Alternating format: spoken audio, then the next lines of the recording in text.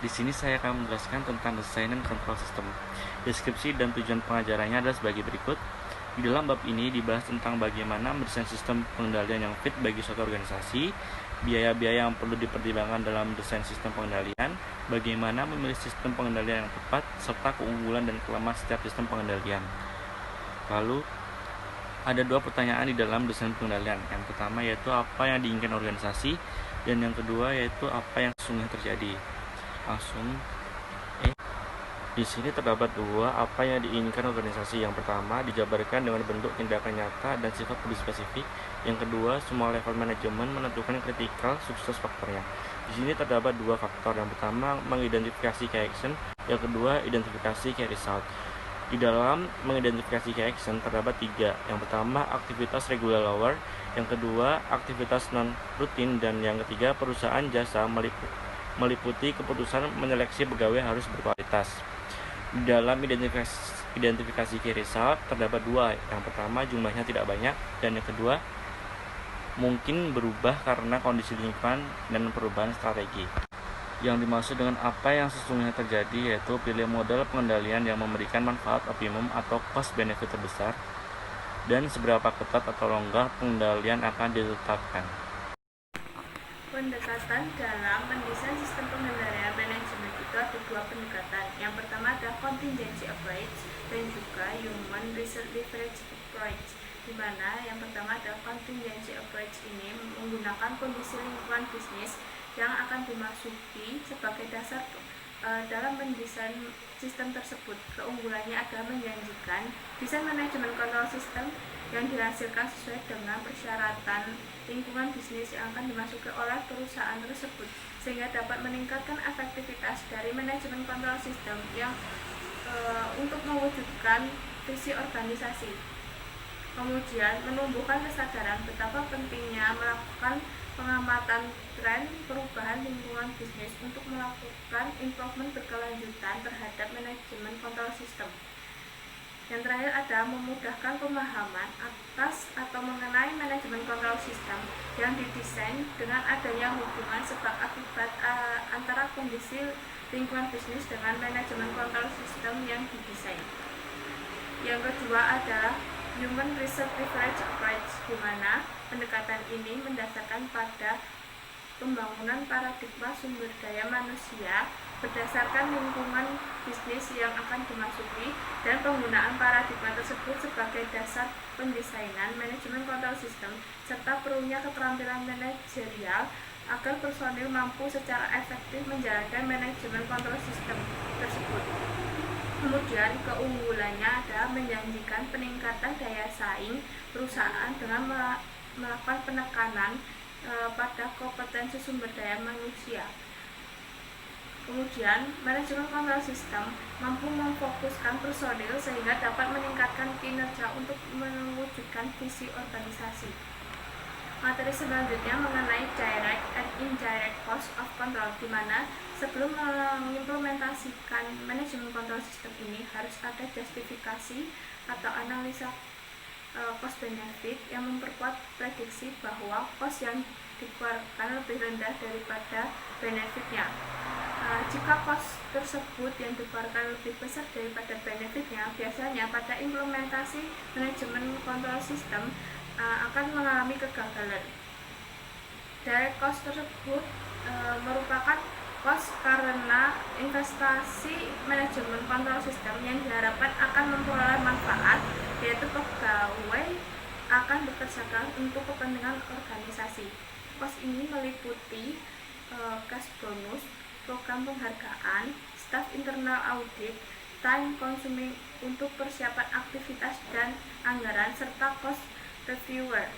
Kemudian ada indirect cost, di mana cost tersebut karena sisi negatif yang tidak dapat dihindari dari modal manajemen kontrol sistem, karena manajemen kontrol sistem yang tidak efektif karena situasi yang behavioral displacement, perilaku tidak semestinya atau behavioral displacement akan mendorong terciptanya perilaku tidak konsisten dengan tujuan organisasi atau strategi yang sudah ditetapkan.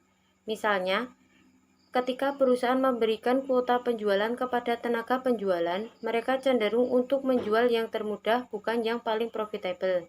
Ketika broker diberi komisi berdasarkan volume perdagangan, mereka akan berlomba untuk melakukan lebih banyak transaksi tanpa memperhatikan kepentingan konsumen. Manajer pabrik tidak ingin memodifikasi schedule produksi di saat order menumpuk karena dia dievaluasi atas dasar cost. Penyebab behavioral displacement adalah A. Adanya pemahaman yang kurang tepat terhadap hasil yang diharapkan atau pegawai tidak memahami dengan baik tugas dan perannya. B. Over quantification atau terlalu fokus pada ukuran kuantitatif dan mengabaikan konsep yang intangible. C. R&D diukur atas dasar waktu sehingga tidak efektif. D. Tingkat defek produk manufaktur. E. Kesejahteraan pegawai yang tidak standar. F. Terlalu birokratik.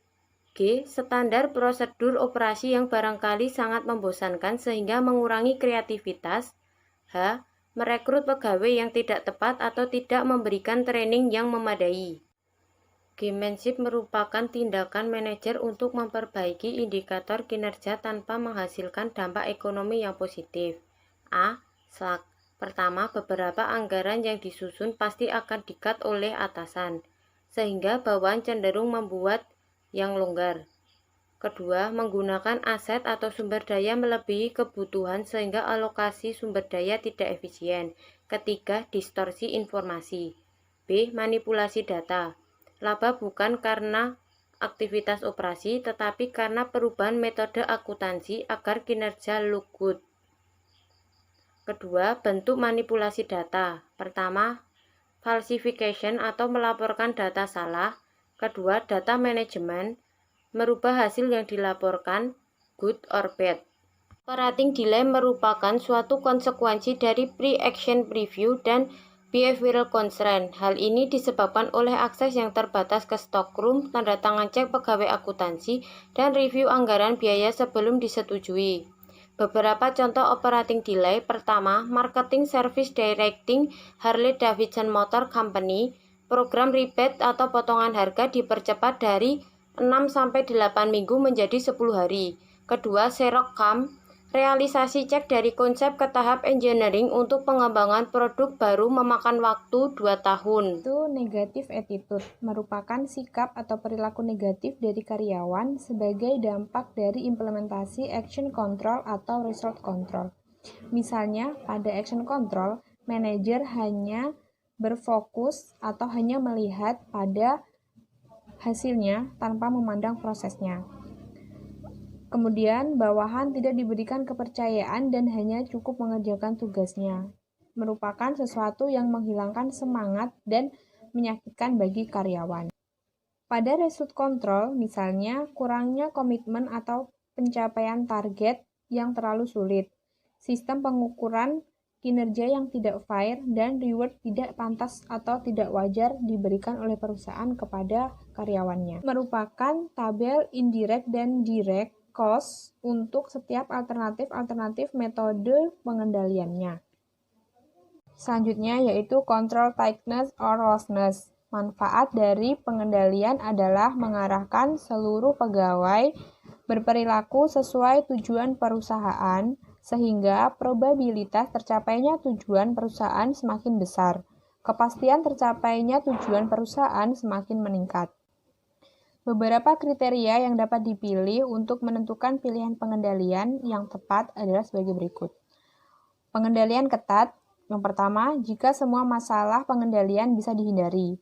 Kemudian, manajemen mempunyai knowledge secara detail dan masuk akal tentang tujuan dan masing-masing jenis pengendalian. Perusahaan yang strateginya fokus lebih ke knowledge table. Kemudian untuk pengendalian longgar, yaitu perusahaan modern dengan inovasi tinggi. Kontrol bentuk physical yang sulit digunakan untuk mengetahui tingkat ketat atau tidak ketatnya suatu pengendalian. Semakin ketat suatu pengendalian atau extra protection, maka semakin banyak pula biaya yang dikeluarkan atau extra cost. Contohnya adalah penggunaan teknologi pengendalian seperti fingerprint dan voice detector. Selanjutnya adalah administrative control, seperti pre-action review, Administrative control dianggap ketat apabila review dilakukan sering dan detail, biasanya untuk alokasi dana yang cukup besar. Selanjutnya adalah action accountability, harus menetapkan target spesifik. Komunikasikan dengan pegawai bagaimana cara mencapai target. Selain itu, kinerja pegawai harus dipelajari, reward dan punishment juga harus jelas. Contohnya, pengendalian checklist pada panel-panel pesawat dan otorisasi transaksi di perbankan. Result control. Agar result control relatif lebih ketat, maka diperlukan definisi hasil yang diinginkan dengan jelas, selaras dengan tujuan organisasi yang dikomunikasikan secara efektif kepada pegawai, agar pegawai merasa bahwa target yang sudah dicapai merupakan bagian dari kinerja mereka. Selain itu, pengukuran kinerja harus bersifat komprehensif dan mewakili kinerja aktual.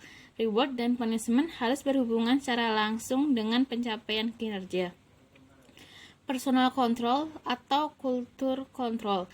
Implementasi pengendalian ini relatif longgar, digunakan khususnya pada perusahaan keluarga atau perusahaan kecil. Adanya kecenderungan pegawai untuk bekerja sekedarnya atau sebatas menyelesaikan tanggung jawabnya, maka sebaiknya implementasi personal control dan kultur control dibarengi dengan action control dan result control.